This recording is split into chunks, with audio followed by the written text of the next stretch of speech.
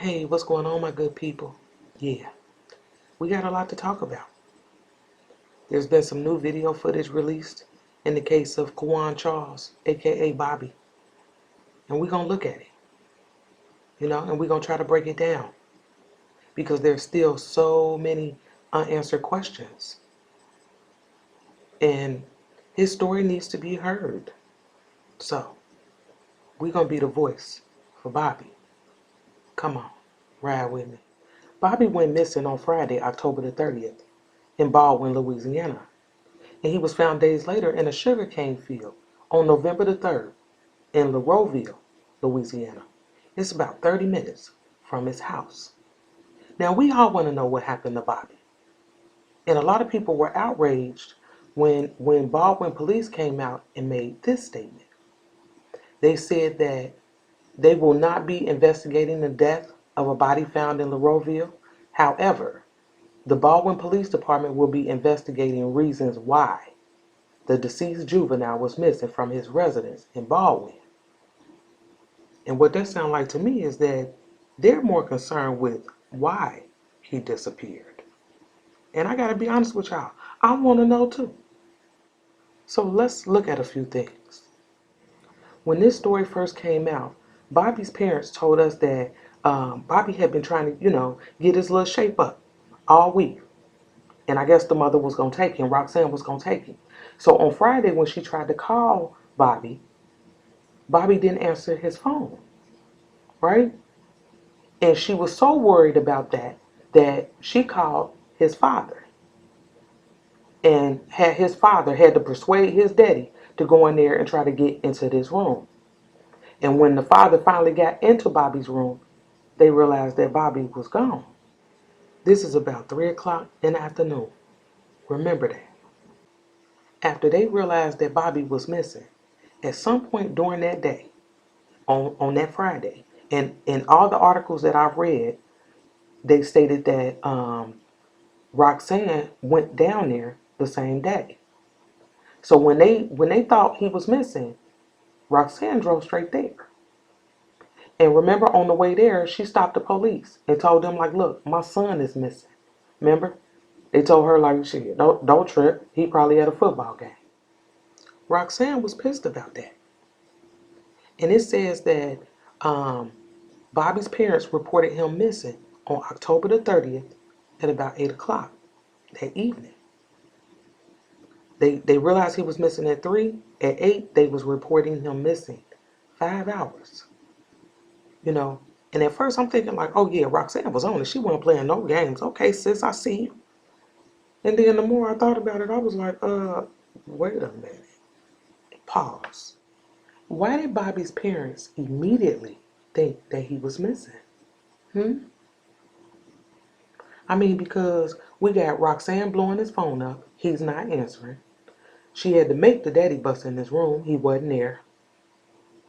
She headed straight down there. Same day. And they reported him missing 5 hours later. So again, why did they immediately think he was missing? Because you got to understand this. We're talking about a 15-year-old boy at 3 o'clock in the afternoon. Why was that cause for alarm? You understand what I'm saying?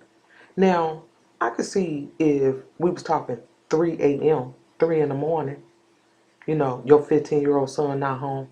Okay, yeah, now, okay, I might go into panic mode. But 3 o'clock in the afternoon? Hmm? I mean, I could just be tripping. Is that me? But that part don't sound right to me. Now, Bobby's parents discovered him missing at about 3 p.m. And like I told y'all before, we didn't know exactly what time he left his daddy's house. All we knew was that they found out he wasn't in his room at about 3 in the afternoon. But the question was always like, well, when did he leave? Because to me, that's important. And then they just came out and gave us this footage right here that I'm about to show y'all of Bobby leaving his daddy's house.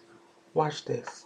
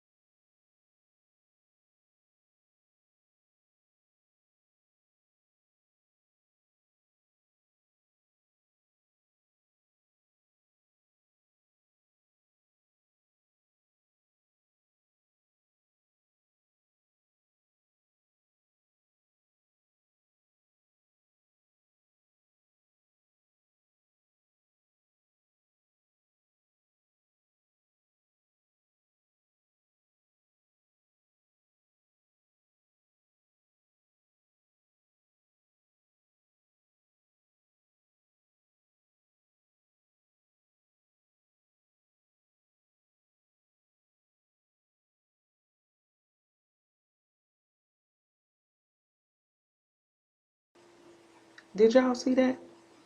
If y'all need to see it again, rewind it. But Bobby was waiting on this ride. So in other words, he was waiting on Gavin and his mother to come pick him up.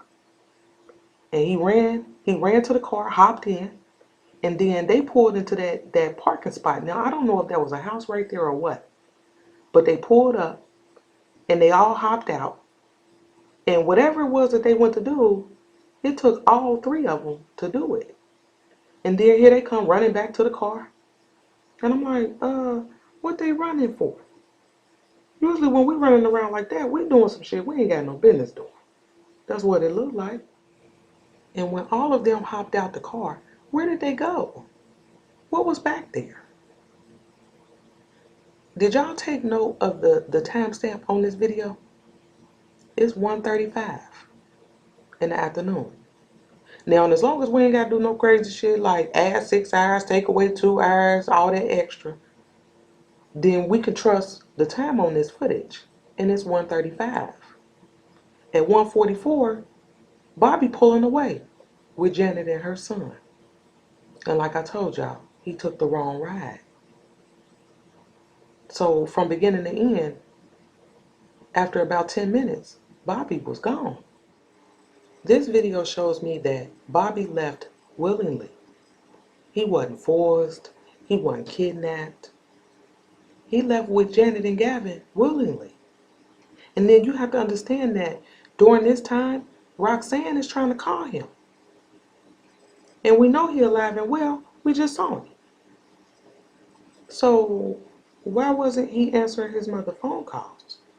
Then, we got Dad not really wanting to go in his room. And understand this. I'm not saying his parents had anything to do with this. That's not what I'm saying. But there has to be a reason why Bobby left the way he did. And then he not answering the phone. So we got Baldwin police talking about they want to know why he went missing. And like I said, we want to know too.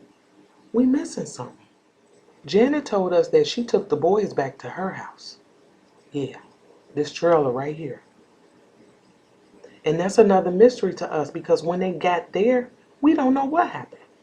We don't know what they was doing, nothing. We did hear Janet, Gavin, and his stepdaddy Alvin was doing mushrooms. Remember the lady that reached out to Roxanne? We know at some point her son was there too. So like I said before, Janet house might be spot. We know she doing drugs with the kids. They kicking it over there. That's what it sounded like to me. And we don't know how long Bobby was there. What we do know is that 4 days later, he was found face down in a creek off Ed Broussard Road. That's what we know. So, look at this map right here. Janet's trailer sits on Mary Beth Drive. And if you're looking at this map right here, if you count 3 trailers to the right from Jerome Street, that's her trailer right there. Right there. And remember when this story first came out, I showed y'all this map right here. Because this is the location that the news was saying where his body was found. Right here next to this high school. Remember that? Now they're saying that he was found here. The area that I have outlined in red. That's not the same location. So I don't know if I can trust this. I'm just saying. But if this is the location, on this map right here, I've drawn an arrow from Janet's trailer to this field. It's not that far away. Now, this is supposedly a picture of a close-up of the area where Bobby was found. And I can see a little bit of water there. But there were 2 autopsies performed on his body. And both confirmed that he drowned. And I know we was all like, what? No. But let me just explain to y'all why this may be true. He drowned. Hear me out. Now, we've all seen the picture of his face. I'm quite sure you've seen it by now.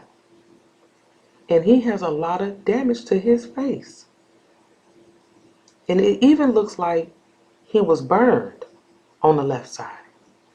There's a lot of damage to the left side of his face. And the longer I stared at that picture, I don't know why I can't let it go, but it looks like something blew up in his face. And understand this, there's a lot of damage around the mouth area. I mean, I can't shake it. I can't. Now, imagine his face like that before he hit that water. Imagine that. Because don't forget, that water is only ankle high. So what that feels like to me is that he was severely injured before he hit that water. And he didn't have the strength to get up, nor did he have the strength to lift his head. This is horrible. And so, in my opinion, he was barely alive when he hit that water. But somebody left him to die. So, drowning, that is the cause of death. It is. But what's most important to me is the manner of death. We only got 4 options: natural causes, suicide, accident, and homicide. And the Iberia Parish came out and told us that when they found his body, they immediately started to investigate this as a homicide. So in my mind, they see it the way we see it. So when did he die? Because I read an article that said that his body showed early signs of decomposition. And it take what, about 2 days? So when did he die? Now police is telling us that they have video footage of him in the area where he was found. But he was by himself. And it was some time before anybody else was seen in the area. And my thing is this: whoever was seen before or after Bobby needs to be tracked down. You understand what I'm saying? Because if this video footage is true and accurate, and there's no manipulation, how do we explain him being in that area by himself? I would love to know what y'all think about this. The fact of the matter is, Bobby was last seen with Gavin and his family. And remember, they told us he left, and they don't know what happened after that. So what if he did leave? You understand what I'm saying? What if he left? Somebody caught up with him. But who? That's the question. And they left him in the area that they met him. Janet and her family is on the chopping block because they were the last ones to see Bobby. And after his body was found, Janet and them started moving real funny. But we did find out that they were evicted from that trailer. And I was like, damn, how convenient. You understand what I'm saying? How convenient. They even have them on video packing up that trailer. Look at them. There they go. We see y'all trying to get up through. You hear me? And let's not forget, they bleached the car. And in my mind, whether it was Bobby bleeding in there or whether an object used to severely injure Bobby was placed in that car, somehow Bobby blood ended up in their vehicle. I really do believe that. I really do. So we're not playing with Janet and her family. We're not. And police need that car ASAP. Like now. You understand what I mean?